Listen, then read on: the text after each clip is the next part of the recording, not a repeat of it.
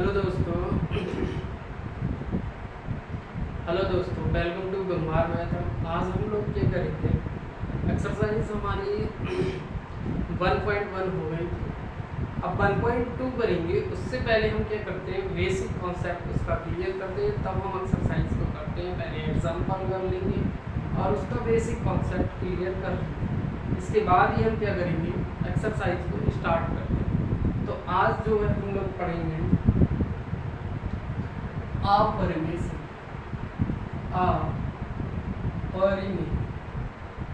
संख्या। क्लियर?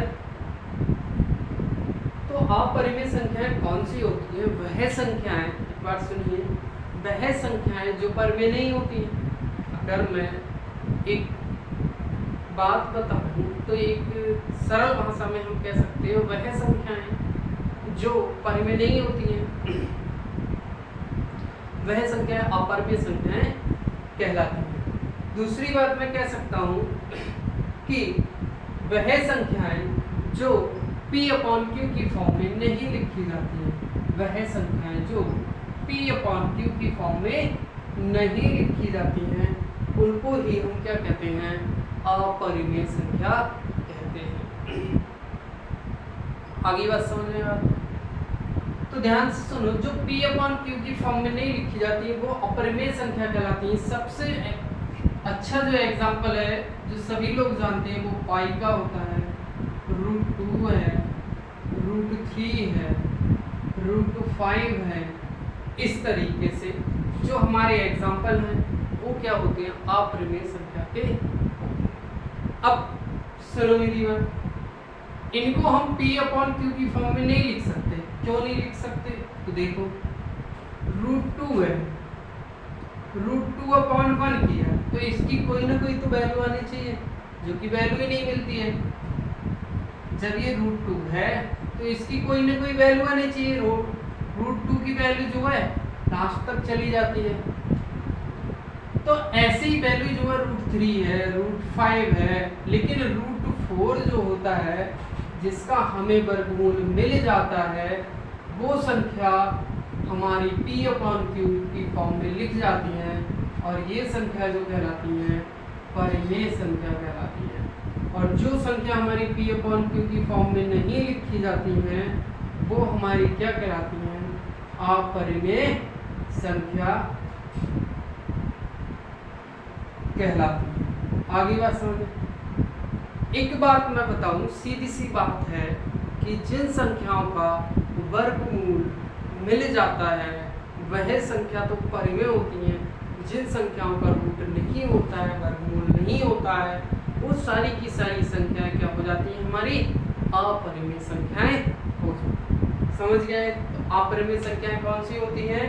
वह संख्याएं जो P/Q की फॉर्म में नहीं लिखी जाती हैं तथा जिनका वर्गमूल नहीं होता है, वो सारी की सारी संख्याएं क्या होती हैं, अपरिमेय संख्याएं होती हैं। समझ गए? अब ध्यान से सुनो, एक प्रमेय होती है पाइथागोरस। नाम सुना होगा आपने, पाइथागोरस प्रमेय से इंग्लिश में भी यही कहते हैं। सही थ्योरम हो जाता है, पाइथागोरस थ्योरम। तो ध्यान से सुनना मेरी बात को। पाइथागोरस क्या होती है, एक ट्राइंगल लेंगे हम, और ट्राइंगल भी हमारा क्या होना चाहिए, समकोण त्रिभुज होना चाहिए। कैसा होना चाहिए? पाइथागोरस जो होता है वो समकोण त्रिभुज पर ही काम करता है। तो देखो, मैंने एक पाइथागोरस प्रमेय के लिए एक ट्राइंगल लिया, ए, बी और सी। ये मेरा 90 एंगल है, ये मेरा जो है आधार है, और ये क्या है मेरे पास, लंब है, और ये जो होता है वो कर्ण होता है। हमेशा याद रखना, जो मेरा 90 एंगल है उसके सामने की जो भुजा होती है वह मेरी क्या कहलाती है, कर्ण कहलाती है। बस मेन पॉइंट तो ये है 90 एंगल के, चाहे मैं इस तरीके से बना दूं 90 एंगल, ये जो आता है 90, तो इसके सामने की ये वाली जो भुजा होगी वो मेरी कर्ण होती है। बेस और लंब जो है चेंज हो सकते हैं, लेकिन कर्ण मेरा कभी भी चेंज नहीं होगा, वो हमेशा 90 एंगल के सामने वाला ही होता है। ये बात क्लियर कर लेना कि 90 एंगल के सामने तो कर्ण होता है, ये मेरा लंब है और ये मेरा आधार है। इसको हम लोग बेस कहते हैं, इसको परपेंडिकुलर कहते हैं और इसको हाइपोटेनियस कहते हैं। सही है? तो आधार, लंब और कर्ण, इतनी बात आप समझ गए? तो ध्यान से सुनना। अब क्या होता है, इसकी कंडीशन होती है कि जो मुझे दिया हुआ है कर्ण दिया है, तो कर्ण का मुझे क्या करना है, स्क्वायर करना है। आधार का स्क्वायर करूंगा प्लस लंब का स्क्वायर करूंगा। ये इसकी कंडीशन होती है। क्या होती है कि कर्ण का जो स्क्वायर होता है वो मेरे आधार और लंब के स्क्वायर के सम के बराबर होता है। क्या होता है, कर्ण स्क्वायर जो होता है वो मेरे आधार का स्क्वायर प्लस लंब के स्क्वायर के बराबर होता है। लिख सकता हूं मैं, कर्ण क्या है मेरे पास, AC स्क्वायर इक्वल आधार क्या है मेरे पास, AB स्क्वायर है और लंब क्या है मेरे पास, BC स्क्वायर। तो आप समझ गए कि जो पाइथागोरस प्रमेय है वो क्या होती है, वो होती है कर्ण का स्क्वायर इक्वल होता है लंब के स्क्वायर प्लस आधार के स्क्वायर के बराबर होता है। कर्ण का स्क्वायर आधार का स्क्वायर प्लस लंब के स्क्वायर के क्या होता है, बराबर होता है। ये मेरी पाइथागोरस प्रमेय होती है। अब देखो ध्यान से सुनना, इसी पर बेस क्वेश्चंस हैं, तो मैं क्या करूंगा,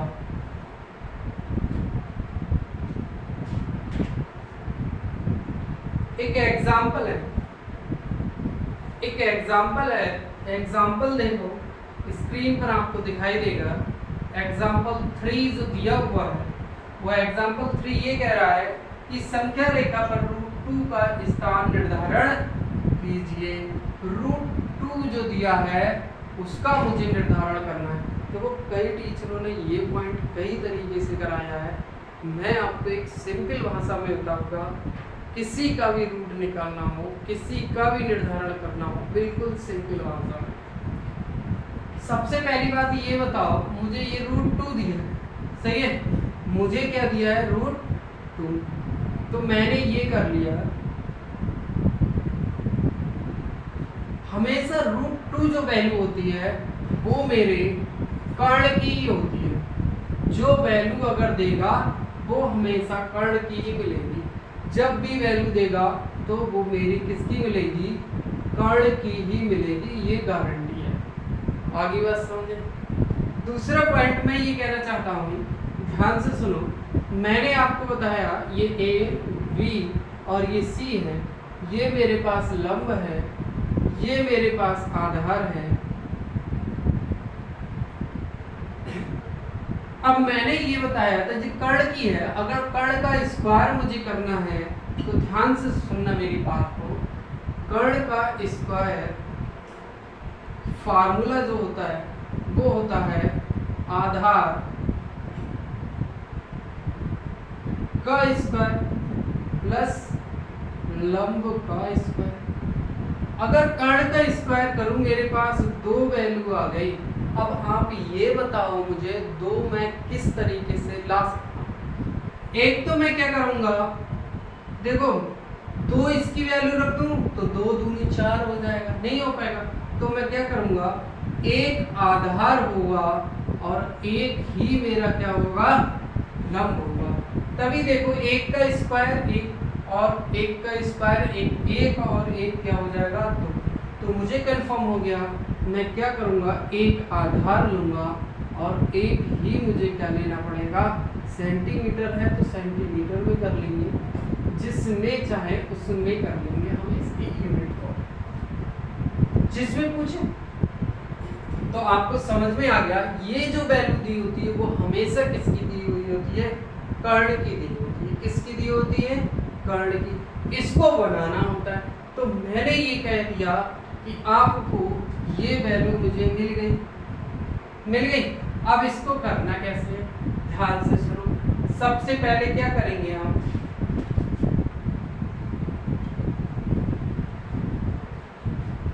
एग्जाम्पल है, हम क्या करेंगे, सॉल्व करते हैं इसको। तो मैंने की कहा एक लाइन ड्रॉ, सही है। यहां मैंने 0 ले लिया,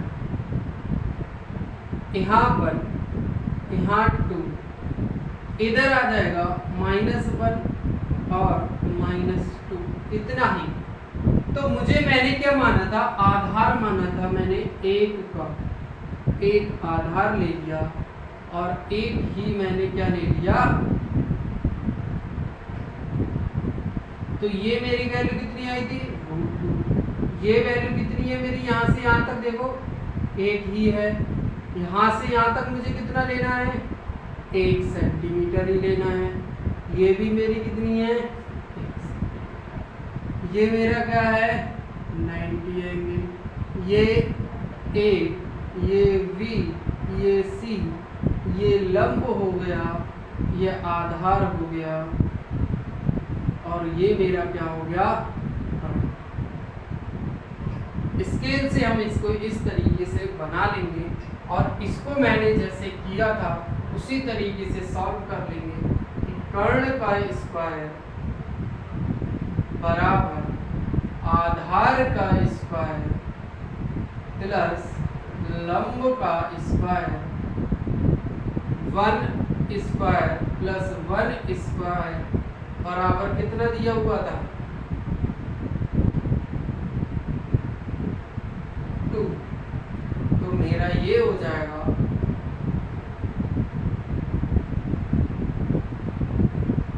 √2 स्क्वायर, तो ये 2 हो जाएगा और ये भी वैल्यू मेरे पास 1 और 1 कितनी आ जाएगी, 2।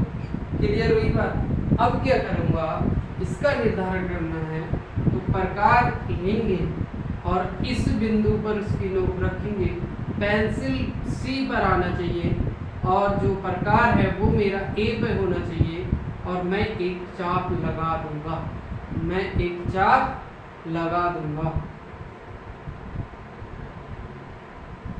ये वैल्यू मुझे मिल जाएगी √2। यही मेरा क्या हो जाएगा, आंसर हो जाएगा।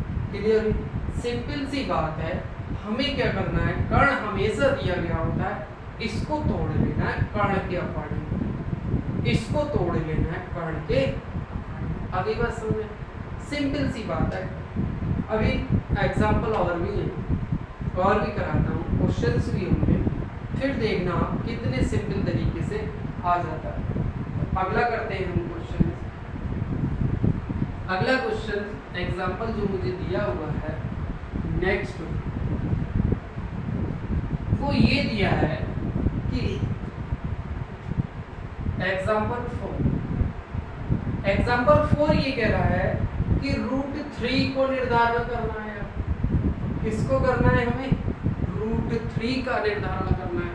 तो मैंने आपको ये बताया था कि मैं इसको किस तरीके से तोड़ लूँ। ये मेरा हमेशा कर्ण रहेगा। अगर मेरा आधार √2 आ जाए और 1 आ जाए, अगर मैं इसका स्क्वायर करूं, इसका करूं, इसका करूं, तो ये भी 3 आएगा और ये 2 और प्लस 1 ये भी तो 3 आएगा या नहीं आएगा। मैंने कहा ये हमेशा कर्ण होता है, ये हमेशा क्या होता है, कर्ण होता है। तो सीधी सी बात है, 2 और 1। √2 वाला मैंने अभी बनाया था या नहीं बनाया। तो फिर से देखो हम करते हैं इसको और बनाते हैं।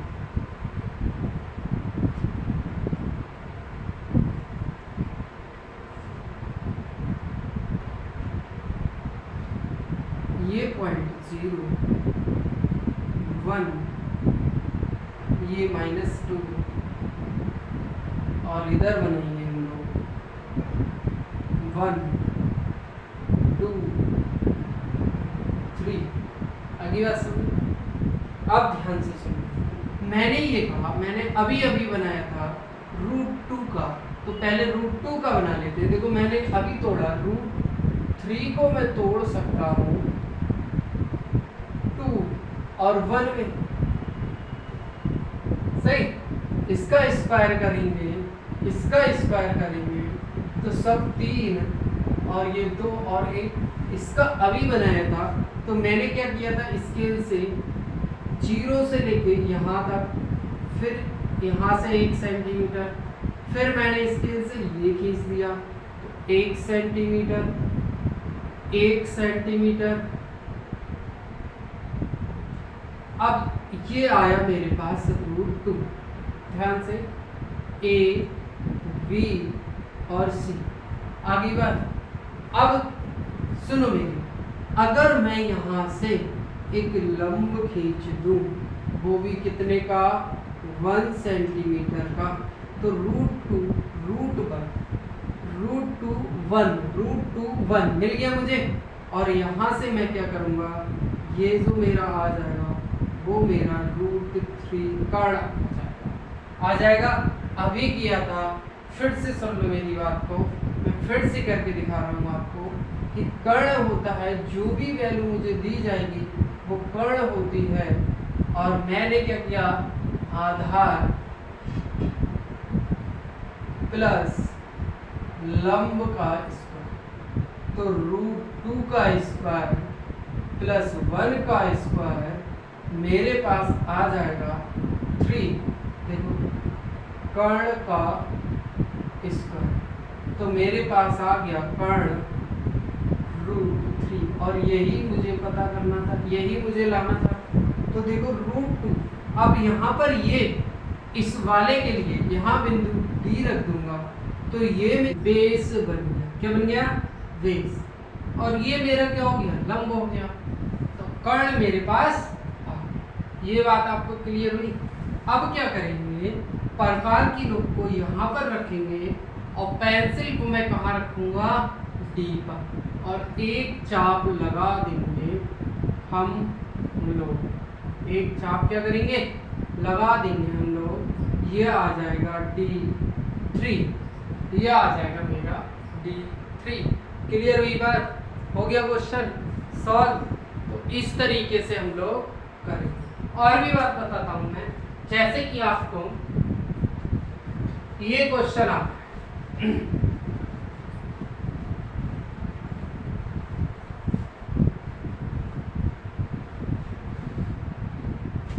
√5 का आ जाए मेरे पास, सर √5 कैसे बनाएंगे। तो अगर मैं कहूँ 2 का स्क्वायर एंड 1 का स्क्वायर, तो 4 और 1 कितना बन जाएगा, 5 बन जाएगा। इस तरीके से कर लेंगे। रूट को तोड़ो, 6 को देखो कैसे कर लेंगे। ये मेरा क्या बनेगा, ये मेरा बन गया √2 का स्क्वायर बन गया। ध्यान से सुनो, 2 का स्क्वायर बन गया, और ये मेरा कितना, 1 का स्क्वायर बन गया। तो मेरे पास कितना आया, 5। अब मैं क्या करूंगा, मैंने 5 तो कर लिया था। अगर मैं ये करूं √5 का स्क्वायर और 1 का स्क्वायर, तो मेरे पास आंसर आएगा या नहीं आएगा, बताओ। √5 का हमने यहाँ से किया, √5 का √6 का कर लेंगे। आई बात समझ में या नहीं है। आगे इस तरीके से हम लोग तोड़ते हैं, और ये हमेशा जो होता है वो मेरा कर्ण ही होगा, कर्ण ही होगा। इस तरीके से हम क्वेश्चन को भरेंगे। आगे क्वेश्चंस होंगे, आप देखेंगे। तो आज के लिए बस इतना। आप लोग लाइक, शेयर और सब्सक्राइब जरूर कीजिएगा।